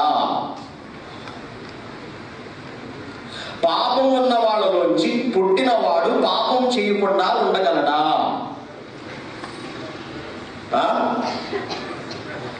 పాపం చేసిన వాడి నుంచి పుట్టిన వాళ్ళలో పుట్టిన వాడు పాపం చేయకుండా ఉండగలడా? ఉండగలడు. ఎవరలా ఉన్నది? యేసుక్రీస్తు. ఎవరిలోంచి పుట్టుకొచ్చాడు? మరియమ్మ గారిలోంచే పుట్టుకొచ్చాడు. అవునా? మరియమ్మ గారు ఎలాంటి శరీరాన్ని ధరించుకుంది? ఆమె మానవ ఆకారము అనగా పాపము చేయడానికి అవకాశం ఉన్న శరీరమే. అది కూడా అంటే అని కూడా పాపము చేయగలిగే అవకాశం ఉన్నది. అలాంటి వారిలోంచి ఎవరు పుట్టుకొచ్చారు? యేసుక్రీస్తు గారు పుట్టుకొచ్చి పాపం చేశాడా? చేయలేదు. అంటే పాప సహితుడిలోంచి పాప రహితుడు పుట్టాడా లేదా? పుట్టాడు. అంటే యోగు బుర్రంటే మాట్లాడా, బుర్రలేక మాట్లాడా? ఏమంటే యోగు బుర్రంటే మాట్లాడా, బుర్రలేక మాట్లాడా? బుర్ర లేక మాట్లాడాడు. అలాగా ఎవడు పుట్ట నేరడు అనేసాడు. అలాంటి వాడు పుడితే ఎంత మంచిది అన్నాడు. తర్వాత ఆ మాటకు పశ్చాత్తాపడ్డాడండి యోగు గారు. నేను చాలా తప్పు మాట్లాడాను అని. చూడండి చూడండి 42వ అధ్యాయము 3వ వచనం. జ్ఞానము లేని మాటల చేత ఆలోచనను నిరర్థకము చేయు వీడెవడు అంటున్నాడండి దేవుడు. ఆలోచనను నిరర్థకము చేయు వీడెవడు ప్రశ్నిస్తున్నాడు. అంటే అనాలోచనతో కూడిన మాట. దేవుని పిల్లరా, వీటన్నిటినీ కనుక మనం ఆలోచించినట్లయితే చాలా జాగ్రత్తగా మనిషి జన్మతః పాపి కాడండి. మనిషి పుట్టుకకు పాపానికి సంబంధం లేదండి. ఒకవేళ మనిషి పుట్టుకే కనుక పాపం అయితే అలాంటి పాపులను పుట్టిస్తున్న దేవుడిది తప్పవుతుందండి. మనిషి పుట్టుకకు కారణం అనగా మనిషి జన్మలో కనుక పాపం ఉంటే ఆ పాపం చేసిన వాడు ఆదామవ్వలు తప్పు చేస్తే ఈ రోజున మనం ఎందుకు శిక్ష అనుభవించాలండి? న్యాయమేనా అండి? ఎవడో హత్య చేస్తే మనం శిక్ష అనుభవించాలా? ఇది న్యాయమేనా? ఎవడో మానవంగా చేస్తే మనకు శిక్ష విధించడం ఏంటండి? న్యాయమేనా? ఎవడు తప్పు చేస్తే వాడికే శిక్ష విధించాలి అనేది దేవుని చట్టం. దేవుని పిల్లరా, దేవుడు మనలను పవిత్రంగా పుట్టిస్తున్నాడు అండి. చిన్నపిల్లల మొహం చూసి ఎవరైనా పాపులు అని చెప్పగలరు? వీళ్ళ పాపులని నోరు వస్తుందండి. అసలు మరి ఎలా చెబుతున్నారండి పిల్లలు జన్మ పాపులని? యథార్థవంతులండి. మనం యథార్థవంతులం. పుట్టుకలో మనం యథార్థవంతులం. పెరిగి పెద్దవాళ్ళమై లోకంలోకి వచ్చి పాపాలు చేసి పాపులుగా మారిపోయామండి. మనం ఆ పాపాల నుంచి తప్పించడానికే యేసుక్రీస్తు ఈ భూమి మీదకి రావాల్సి వచ్చింది తప్పించి జన్మతః పాపని ఆ పాపం నుంచి కాపాడటానికి యేసుక్రీస్తు గారు రాలేదండి. అర్థం చేసుకోలేదు సమాజం. కాబట్టి దేవుని పిల్లరా, మన పిల్లలు పాపులు కాదు. మన జన్మలో పాపము లేదు. పుట్టిన తర్వాత మనం పెరిగి పెద్ద వాళ్ళమై పాపులుగా మారుతున్నాం. అర్థమైనంత వరకు వెరీ గుడ్. ఇకపోతే లాస్ట్ బిట్ దానిలోని వీళ్ళు జన్మ పాపం ఉంది అని తమ వాదన స్థిరపరచుకోవడానికి ఏ మాటలు చూపిస్తారంటేనంటే, ఇప్పుడు చూడండి కీర్తన గ్రంథము 51వ అధ్యాయం. కీర్తన గ్రంథము 51వ అధ్యాయము 5వ వచనం. నేను పాపములో పుట్టినవాడను, పాపములోనే నా తల్లి నన్ను గర్భమున ధరించాను. దావీదు ఎలా పుట్టాడని మనకు చిన్నప్పటి నుంచి నేర్పిస్తున్నారండి. దావీదు పాపముతో పుట్టినవాడు. వినాలందరూ శ్రద్ధగా, చాలా జాగ్రత్తగా ఈ పాయింట్ మీరు అందరూ వినాలి. దావీదు నేను పాపముతో పుట్టాను దావీదు అంటున్నాడు. అక్కడ ఏమి రాసిందో చాలా జాగ్రత్తగా చూడండి. నేను పాపములో పుట్టినవాడు. పాపములో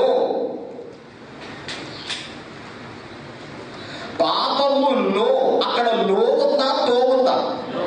లో. మరి దావీదు పాపముతో పుట్టినవాడని ఎలా అంటున్నారు?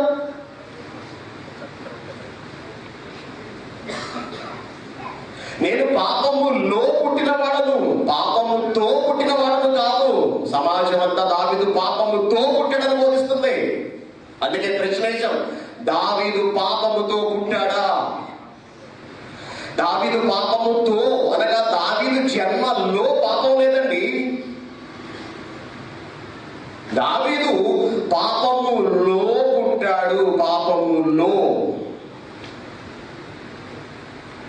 ఇంట్లో పుట్టారా, హాస్పిటల్లో పుట్టారా?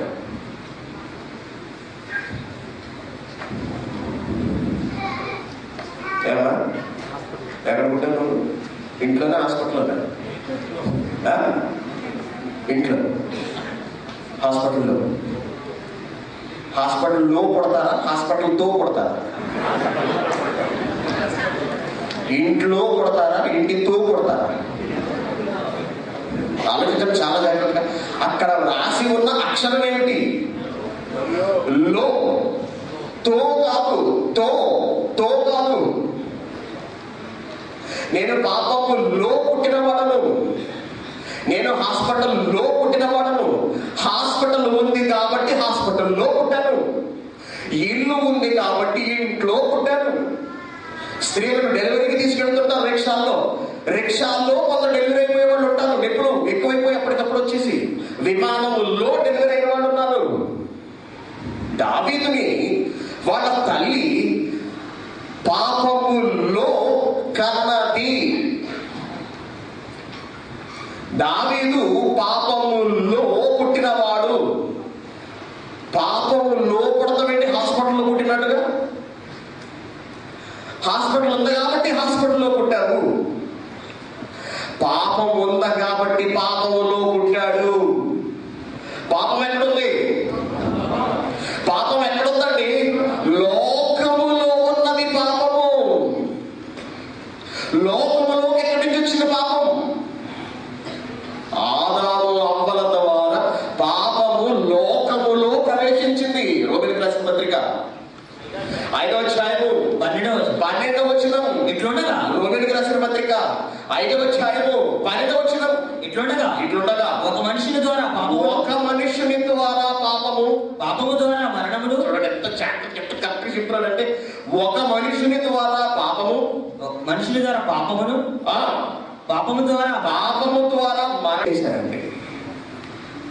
నేను పాపంతో పుట్టేశాను అన్నాడు దావీదు. కాదండి, పాపమున్న లోకములోనే నా తల్లి నన్ను గర్భాన ధరించింది.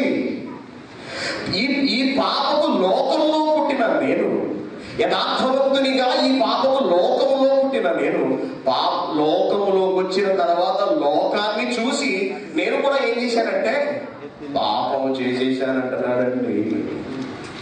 బత్షెబ విషయంలో దావీదు చేసిన తప్పుకి అతడు పశ్చాత్తాపపడుతూ రాస్తున్న మాటలంటవి. చూడండి ఏమంటున్నారు? కీర్తన గ్రంథము 51వ అధ్యాయం అక్కడ చదవనున్నాము. ప్రారంభం నుంచి చదవండి. ఏమన్నాను? దేవా నీ కృప చొప్పున నన్ను కరుణించవయ్యా. నీ వాత్సల్య బాహుల్యము చొప్పున నా అతిక్రమాన్ని తుడిచే. నేను తప్పు చేసేసాను. నా దోషం పోవునట్లు నన్ను బాగా కడగవయ్యా తండ్రి. నా పాపము పోవునట్లు నన్ను పవిత్రపరచుమయ్యా. నా అతిక్రమము నీకు తెలిసి, నేను ఏం తప్పు చేశానో నీకు తెలిసింది కదా. నా పాపం ఎల్లప్పుడు నా ఎదుటనున్నది. నేను కేవలము నీకే విరోధముగా నేను పాపము చేసి ఉన్నాను. నీ దృష్టి ఎదుట నేను చెడుతనము చేసి ఉన్నాను. కావున ఆజ్ఞ ఇచ్చినప్పుడు నీవు నీతిమంతుడిగా కనపడుతున్నావు దేవుడా, కానీ నేను పాపని అంటున్నాడు. తీర్పు తీర్చినప్పుడు నిర్మలుడుగా కనపడతావు. నేను పాపములో పుట్టాను. నేను తప్పు చేశాను. బత్షెబ విషయంలో చాలా తప్పు చేశాను తండ్రి. మిమ్మల్ని బాధ పెట్టాను. నేను క్షమించి నన్ను. కారణం ఏంటో తెలుసా? నేను తప్పు చేయడానికి కారణం ఏంటో తెలుసా? పాపం ఉన్న లోకములో నేను పుట్టాను. ఆ పాపాన్ని చూసి నేను కూడా ప్రభావితుడమై పాపం చేసేసాను. అంతేగాని పాపముతో నేను పుట్టాను అనేది ఆమె అనటం లేదండి. ఎందుకంటే ఏ మనిషి జన్మతః పాపి కాడండి.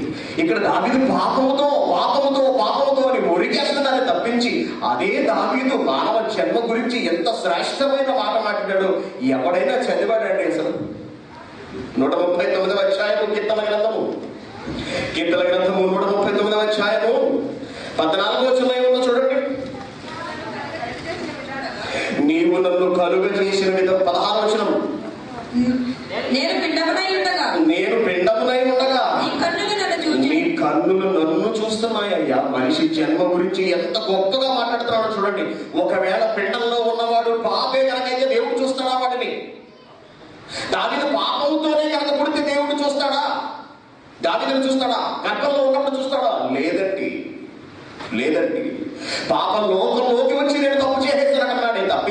తల్లి గర్భంలో ఉండగలను యథార్థవంతుడను. అందుకే నా దేవా 14వ వచనం చూడండి, నీవు నన్ను కలుగు చేసిన విధానం చూస్తుంటే నాకు భయం వేస్తుంది తండ్రి. తల్లి గర్భంలో అసలు నేను ఎలా పెరిగాను అన్నది భయము ఆశ్చర్యము నాకు పుట్టుచున్నది. అందును బట్టి నేను నీకు కృతజ్ఞతాస్తులు చెల్లిస్తున్నాను. ఎందుకు? నన్ను పుట్టించినందుకు నీకు కృతజ్ఞతలయ్యా. నీ కార్యములు ఆశ్చర్యకరములు, ఆ సంగతి నాకు బాగుగా తెలిసి ఉన్నవి. నేను రహస్యమందు పుట్టిన నాడు, భూమి యొక్క అగాధ స్థలములు విచిత్రముగా నిర్మింపబడిన నాడు నాకు కలిగిన ఎముకలు నీకు మరుగై ఉండలేదు. నేను పిండమునై ఉండగా నీ కన్నులు నన్ను చూచెను. పాపంతో ఉన్నవాడిని దేవుడు ఎందుకు చూస్తాడండి? నేను పిండమునై ఉండగా నీ కన్నులు నన్ను చూచెను. నియమింపబడిన దినములలో ఒకటైనను కాకమునుపే నా దినములన్నయు నీ గ్రంథములో లిఖితములాయన. జన్మ గురించి ఎంత గొప్పగా మాట్లాడాడు.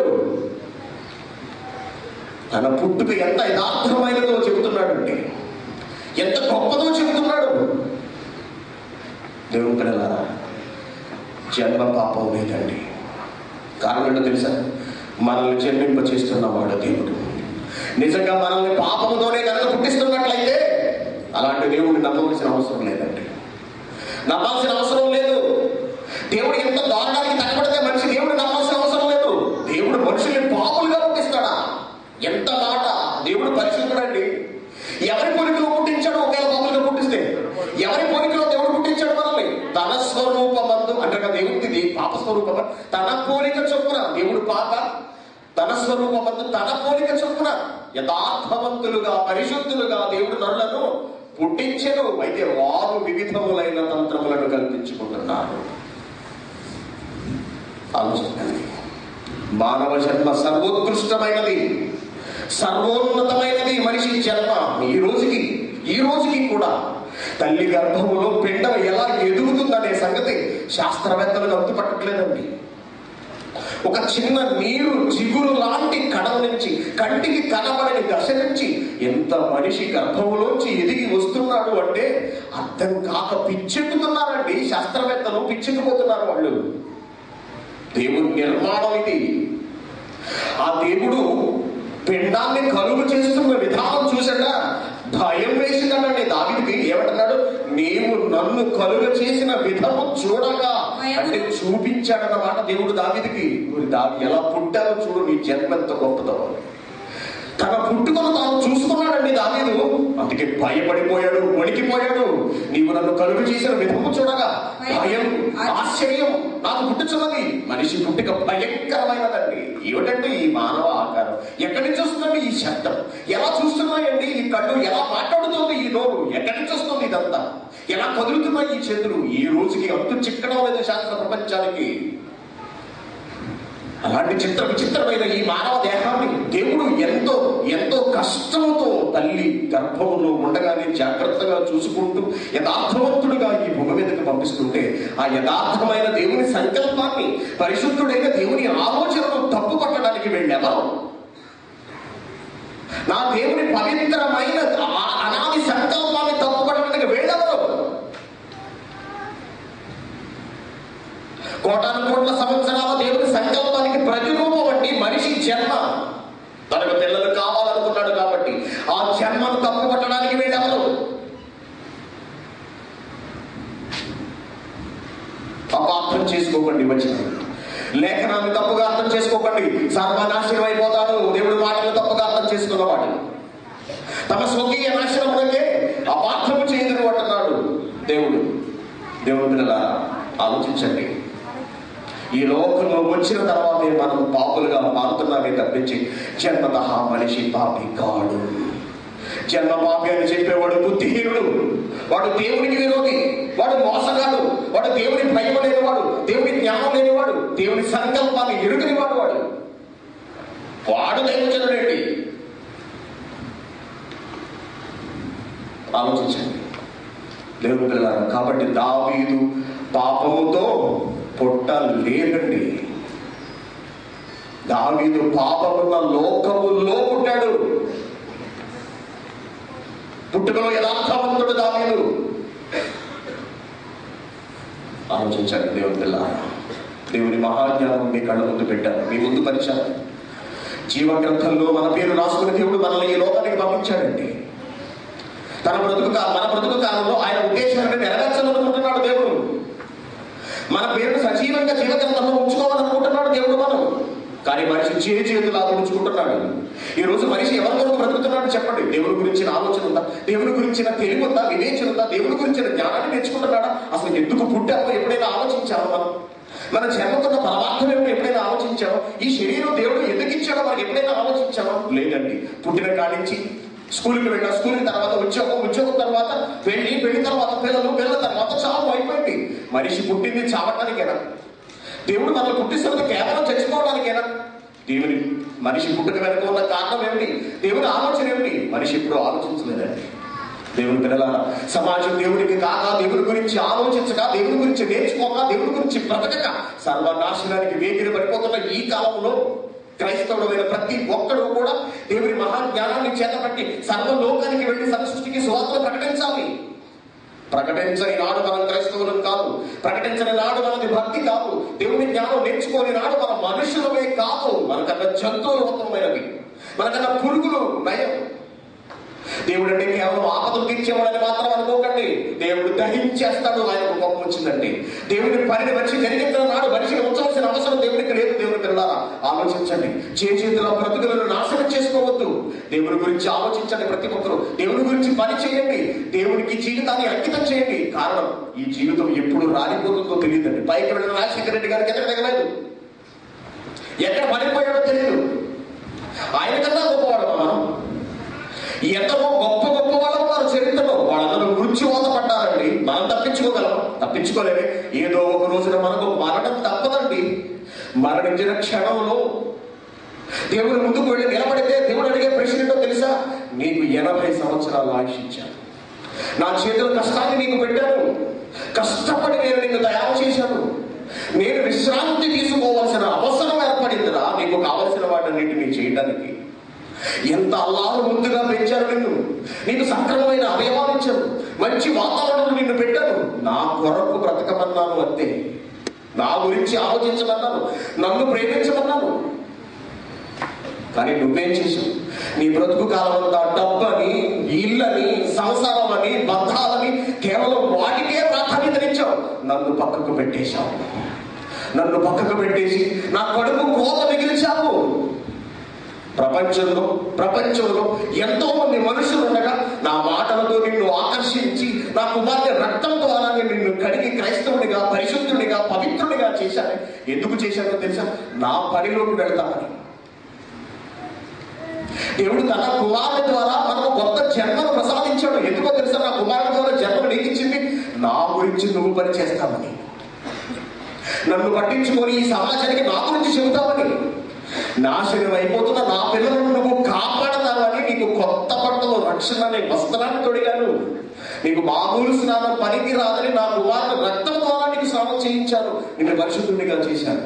నీ కొరకు నేను ఇంత తాపత్రయపడి ఆలోచించి ఇంత చేస్తే నేను నీకు ఇచ్చిన ఆయుష్ కాలంలో నువ్వు నా కొరకు చేసిందేమిటి? ఈ ప్రశ్న దేవుడు అడిగితే మన దగ్గర నుంచి వచ్చే సమాధానం ఏమిటి చెప్పండి? ఏమైపోవాలి? మనం సిగ్గుపడవలసిన పరిస్థితి ఏర్పడుతుంది. దేవుడు కదా, దేవుని కష్టాన్ని తింటున్నాం మనం. దేవుని కష్టార్జితాన్ని మనం ఆరగిస్తున్నామండి. 3 పూటల ప్రకృతిని అంతటినీ మనం అనుభవిస్తున్నామండి. కష్టపడిన వాడి కొరకు, మన కొరకు ఆలోచించే వాడి కొరకు, మన కొరకు ఎదురు చూసే వాడి కొరకు మనం ఏమాత్రం ఆలోచించక, ఆ దేవుణ్ణి పట్టించుకోక, మన బ్రతుకులో ఆ దేవునికి స్థానం ఇవ్వక, ఆయన పూర్తిగా పక్కకు నెట్టి మన బ్రతుకు మనం బ్రతికితే చచ్చిన మరుక్షణంలో అగ్నిగుండానికి వెళ్ళిపోతామండి. అక్కడ మన బ్రతుకు భయంకరం. దేవుడిని పట్టించుకోవాల్సిన అవసరం లేదనుకోకండి. ఈ జీవితంలో సుఖాలు అనుభవించడమే శాశ్వతం అనుకోకండి. దయచేసి ఎవరు కూడా దేవుడి పిల్లలారా, కన్ను మూస్తే ఎక్కడికి ఎగిరిపోతామో కూడా తెలియదండి. ఇంతలో కనబడి అంతలో మాయమయ్యే ఆవిరి వంటి జీవితం అంటే మనది. చిన్న జీవితం మనది. ఈ బ్రతుకు కాలంలో మన జీవితాన్ని దేవుని కొరకు అంకితం చేయకపోతే అధఃపాతాళానికి జారిపోతాం. దేవుని పిల్లలారా, ఇన్ని మాటలు విన్న తర్వాత మరి నీకు ఏమర్థమైందో నాకైతే తెలియట్లేదు, కానీ ఒక మంచి మాటలు ప్రసంగి గారు చెబుతున్నారు. ప్రసంగి గ్రంథము చివరి అధ్యాయము, ప్రసంగి గ్రంథము చివరి అధ్యాయము 12వ అధ్యాయము 13వ వచనం. ఇదంతయు వినిన తరువాత తేలిన ఫలితార్థమిదే. ఇదంతా విన్న తర్వాత తేలిన ఫలితార్థమిదే. దేవుని యందు భయభక్తులు కలిగి ఉండి ఆయన కట్టడలను అనుసరించి నడుచుచుండవలెను. మానవ కోటికి ఇదే విధి, ఆజ్ఞ. మానవ కోటికి ఇదే విధి. ఈ సంగతి ప్రపంచానికి తెలియదు దేవుని పిల్లల. మానవ కోటికి ఇదే విధి. గూఢమైన ప్రతి అంశమును గురించి దేవుడు విమర్శ చేస్తాడు, బయటికి తీసుకువస్తాడు ప్రతి ఒక్కడిని. ఆయన ప్రతి క్రియను, అది మంచిదే గాని చెడ్డదే గాని, తీర్పులోనికి తీసుకువస్తాడు. మీరేం చేసినా దేవునికి లెక్క అప్పచెప్పాలి. దేవుని కొరకు పని చేస్తారా? దేవుని కొరకు బ్రతుకుతారా? మీ కొరకు మీరు బ్రతుకుతారా? నిర్ణయించుకోండి. మనం మన కొరకు మనమే బ్రతికితే, దేవునికి మన జీవితంలో అవకాశం ఇవ్వక, విలువ ఇవ్వక, స్థానం ఇవ్వక, మన బ్రతుకు మనం బ్రతికితే దేవుడు ఆయన చేయవలసింది ఆయన చేస్తాడు. చూస్తూ సహించేవాడు కాదు దేవుడు. ఈ భూమి మీద బ్రతికుండగానే చిత్రహింసలు పెట్టి చచ్చిన తర్వాత కూడా అగ్ని కూడా అందులోకి తోసేస్తాడు. మన తండ్రి లాంటి మామూలు తండ్రి కాదు దేవుడు. భయంకరమైన కోపిష్టి, భయంకరుడు దేవుడు. గుర్తుంచుకోండి, ఉగ్ర స్వరూపం ఆయనది. మోసపోకండి, ఆయన ప్రేమమయుడు, దయామయుడు, కరుణామయుడని బాధకులు చెబుతున్న తప్పుడు మాటలు అవన్నీ. దహించు అగ్ని, దహించేస్తాడు బ్రతికుండగానే. మారండి దేవుని పిల్లలారా, దేవుని వైపు మళ్ళీపోండి. ఆలోచన దేవుని వైపు మళ్ళించండి. మీ హృదయాలు దేవుని వైపు మళ్ళించండి. దేవుని కొరకు ఆలోచించండి. దేవుని కొరకు బ్రతకండి. దేవుని ఆజ్ఞలను మీ బ్రతుకులో నెరవేర్చండి. ప్రపంచమంతా దేవుని మాటలు తెలియక నశించిపోతుందండి. చేతులతో తమ బ్రతుకులను తామే పాడు చేసుకుంటున్నారు. దేవుని గురించి నేర్చుకోక, భయభక్తులు లేక, పరిశుద్ధమైన జీవితం లేక, దేవుని కొరకు బ్రతకాలనే ఆలోచన లేక, ధన సంపాదనే ధ్యేయంగా బ్రతుకుతున్న ఈ ప్రపంచానికి దేవుని మాటలు చెప్పండి. కాపాడదాం దేవుని పిల్లలను. మానవ కోటికి ఇదే విధి. ఆలోచించండి ప్రతి ఒక్కరూ. ఆలోచించి ఏమి నిర్ణయం తీసుకుంటారో తీసుకోండి. కళ్ళు మూసుకోండి. పరలోకమందున్న మా కన్న తండ్రి, మీ పిల్లలకు మీ మాటలు తెలియజేశారు. మేము పుట్టక ముందే మీ గ్రంథంలో మా గురించి వ్రాసుకున్నారు. మీరు వ్రాసుకున్న ప్రకారం మాకు ఆయుష్ని ఇచ్చారు తండ్రి. చేయవలసిన పనిని కూడా ఇచ్చారు.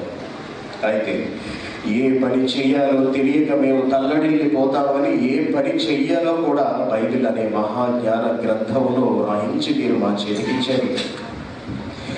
పుట్టిన తర్వాత మేము పాపులుగా మారితే మా పాపం నుంచి మమ్మల్ని విడిపించి పరలోకానికి తీసుకువెళ్ళడానికి మీ కుమారుని ఈ లోకానికి పంపించారు. ఆయన రక్తము ద్వారా మమ్మల్ని పవిత్రపరిచారు తండ్రి. పవిత్రపరిచి మాతో సంధి చేసుకుని మీతో కలిసి బ్రతకమన్నారు. నా దేవా, క్రైస్తవులమైన మేము మీ కొరకు తిరిగి జన్మించిన తర్వాత కూడా మీ గురించి ఆలోచించగా, మా బ్రతుకులలో మీకు విలువివ్వక, మీకు స్థానాన్ని ఇవ్వక, దేవా మా కొరకు మేమే బ్రతుకుతున్నాము తండ్రి. ఇది చూసి సహించలేని మీరు కోపాన్ని అణుచుకుని సహించలేక మీ గొప్పోద్రేకాన్ని మా మీద కుమ్మరిస్తున్నారు. దానితో మా ప్రాణాలు, ప్రపంచ ప్రజల ప్రాణాలు అనంత వాయువుల్లో కలిసిపోతున్నాయి తండ్రి. నాదేమో ప్రజలందరూ మీ గురించి తెలియకయే విగత జీవులైపోతున్నారు. అసలు మీరున్నారనే ఆలోచన లేకే కొంతమంది ప్రాణాలు పోగొట్టుకుంటున్నారు. మీ గురించి తెలిసి కూడా కొంతమంది మీ గురించి మీ కొరకు బ్రతకక బ్రతుకుని తగలబెట్టుకుంటున్నారు తండ్రి. మొత్తానికి ప్రపంచంలో ఏ ఒక్కడు కూడా మీకు దక్కటం లేదు నాయన. అందుకే మీరు బాధపడుతున్నారు, మీరు దుఃఖిస్తున్నారు, మీరు వేదనలో ఉన్నారు తండ్రి. మీ బాధను తీర్చలేని బాధ అది ఎవ్వరూ తీర్చలేరు తండ్రి. యేసుక్రీస్తు గారు మాత్రమే నీ కుమారుడిగా ఈ లోకానికి వచ్చి మీ బాధను కొంత కాకపోతే కొంతైనా తీర్చగలిగారు. మీ పిల్లలమైన మేము కూడా క్రీస్తులా బ్రతికి మీ మహాజ్ఞానాన్ని ఈ ప్రపంచంపై మీ జ్ఞానాన్ని సంధించి అనేకుల ఆత్మలను రక్షించి మీ దగ్గరకు చేస్తామనే ఆశతో మీరు మమ్మల్ని క్రైస్తవులుగా తీర్చిదిద్దారు తండ్రి. కానీ ఏ ఒక్క క్రైస్తవుడు మీ గురించి పట్టించుకున్నవాడు లేడు నాయన. మీ గుండెలలో ఉన్న బాధను తెలుసుకున్నవాడు లేడు. తమ జన్మ ఎంత పవిత్రమైనదో ఆలోచించిన వాడు లేడు తండ్రి. ఎంతసేపు మీరు ఏమి ఇస్తారా, మీ దగ్గర నుంచి ఏమి దోచుకుందామా అనే ప్రయత్నంలోనే ఉన్నారు తప్పించి మీకు ఏమి కావాలి అని అడిగిన వాడు లేడు నాయన. నా దేవా, మీ పిల్లలు ఈ రోజున ఈ నిజాలన్నీ విన్నారు. మీ గుండెల్లో ఎంత బాధ ఉందో, ఎంత కోపం ఉందో మీ పిల్లలు తెలుసుకున్నారు తండ్రి. జీవగ్రంథంలో తమ పేరు ఎందుకు వ్రాయబడిందో మీ పిల్లలు గ్రహించారు. నా తండ్రి, వచ్చిన మీ పిల్లలందరినీ మీ జ్ఞాపకం చేసుకోండి. వారి మనోనేత్రాలను వెలిగించండి తండ్రి. వాక్యాన్ని హృదయంలోకి స్వీకరించి వాక్య ప్రకారం బ్రతకగలిగే జీవితాన్ని వారికి ప్రసాదించండి. నా దేవా, ప్రపంచం అంతా తగలబడిపోతుంది నాయన. ప్రకృతి వైపరీత్యాలతో ప్రపంచం అంతా అట్టుడికిపోతోంది. దీనికి కారణం మా పాపాలే. మా జన్మ ఎంత గొప్పదో మేము అర్థం చేసుకోలేదు తండ్రి. ఇంకా మీరు ప్రపంచానికి ఏమర్థం అవుతారు? అందుకే ప్రపంచం అంతా మీ కోపాగ్నికి అయిపోతుంది తండ్రి. ఈ పరిస్థితి నుంచి విడిపించాలి అని మీరు ఆశపడుతున్నారు. మీ కోపం తగ్గించాలి, పిల్లలమైన మేమే మీ కోపాన్ని తగ్గించాలి అని మీరు కోరుకుంటున్నారు. సమాజంలోనికి వెళ్ళి మీ వాక్యాన్ని ప్రకటించి పాపులను రక్షించినప్పుడు మాత్రమే మీ కోపము తగ్గి మీకు ఆనందం కలుగుతుంది తండ్రి. కాబట్టి మీ గురించి తెలుసుకొని లోకంలోనికి ఇక్కడున్న ప్రతి క్రైస్తవుడు వెళ్ళి మీ విలువను, మీ గొప్పతనాన్ని, మీ మహిమను, మీ ఆలోచనలను, మీ కోరికలను ప్రపంచమంతా చాటి చెప్పగలిగే వీరులుగా తయారు చేయండి తండ్రి. నా దేవ, ఇక్కడికి వచ్చిన ప్రతి కుమారుని, ప్రతి కుమార్తెను మీరు జ్ఞాపకం చేసుకోండి తండ్రి. వారి కుటుంబాలను మీరు జ్ఞాపకం చేసుకోండి. మీ పిల్లలందరికీ మీ మహా జ్ఞానాన్ని ప్రసాదించండి. మీ పరలోక సంబంధమైన ఐశ్వర్యము, ఆశీర్వాదము మీ పిల్లలకి ఇవ్వండి తండ్రి. ఈ లోక సంబంధమైన ఐశ్వర్యము, ఆశీర్వాదము అనేది మీరు అడగకుండానే వాకిస్తారు ప్రభు. ఇచ్చారు కూడా ఇప్పుడు. నా దేవ, పరలోక ఆశీర్వాదాలతో మమ్మల్ని నింపండి తండ్రి. మీ పిల్లలను నింపండి దేవ. మీ ఆజ్ఞను సర్వలోకానికి వెళ్ళి సర్వసృష్టికి సువార్తను ప్రకటించాలనే మీ ఆజ్ఞను మా బ్రతుకు కాలంలో నెరవేర్చగలిగే మహా అవకాశాన్ని ఇవ్వండి నా తండ్రి. ఈ కాలంలో ఈ దేశంలో తండ్రి ఇంతటి కార్యక్రమాన్ని జరిగించడానికి మీరు ఇంకా నన్ను బ్రతికించి ఉంచినందుకు, నాకు ఈ రోజు కూడా ఆయుష్ ఇచ్చినందుకు మీకు కృతజ్ఞతలు తెలియజేస్తున్నాను నా దేవ. భవిష్యత్తులో మీ కొరకు అనేక కార్యక్రమాలను నిర్వహించి అనేక ఆత్మను రక్షించగలిగే శక్తిని నాకు ప్రసాదించండి తండ్రి. ఈ దేశంలో ఉన్న ప్రతి ఒక్కరికి నిజమైన వాక్యాన్ని, సువార్తను అందించాలనే ఉద్దేశంతో మీ పిల్లలందరూ పడుతున్న తాపత్రయాన్ని, కష్టాన్ని మీరు గుర్తించండి. తగిన ఫలితాన్ని వారికి మీరు ప్రసాదించండి. ఈ కార్యక్రమం కొరకు కష్టపడిన ప్రతి ఒక్కరిని మీరు జ్ఞాపకం చేసుకోండి తండ్రి నా దేవ. మీ పిల్లలందరూ ఇళ్లకు వెళుతుండగా క్షేమంగా వారిని తీసుకువెళ్ళమని మీ చిత్తమైతే మేమందరం మరొకసారి కలుసుకొని మీ మహాజ్ఞానాన్ని చర్చించుకునే మహాభాగ్యాన్ని మాకు ప్రసాదించమని మా ప్రభువును, మా ప్రియరక్షకుడైన యేసుక్రీస్తు వారి పేరిట మిమ్మల్ని మిక్కిలి వినయంగా బ్రతిమలాడి వేడుకుంటూ ఈ ప్రార్థనను సమర్పిస్తున్నాము కదా తండ్రి.